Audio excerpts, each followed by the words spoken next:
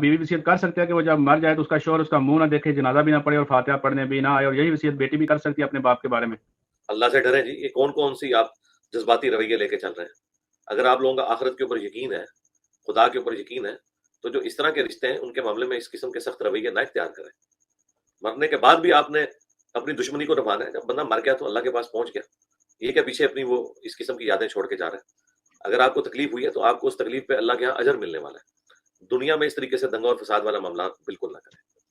میں تو اپنے بڑے یعنی آپ سمجھ لیں جنہوں نے مجھے بہت زیادہ تکلیفیں دی ہیں دین کے حوالے سے، ان میں سے بھی لوگ فوت ہوئے، میں نے ان کے جنازے پڑھے ہیں، دعائیں مغفرت کی ہے ان کے لیے۔ میں نے کبھی اس طرح دل میں کوئی بات نہیں رکھی ہے، جب بندہ فوت ہو گیا تو بس ختم، اس میں کیا مسئلہ ہے؟ تو اس طرح جب آپ خود فوت ہو رہے ہیں تو آپ اپنی آخرت کی فکر کریں، بجائے یہ کہ پیچھے اس قسم کی سخت چیزیں چھوڑ کے جائیں اور وصیتیں کر کے جائیں، اور نہ ان وصیتوں پہ عمل کرنا ضروری ہے۔ کوئی کسی کو کیسے جنازہ پڑھنے سے روک سکتا ہے؟ میت کا چہرہ دیکھنے سے روک سکتا ہے؟ بالکل نہیں روکنا چاہیے۔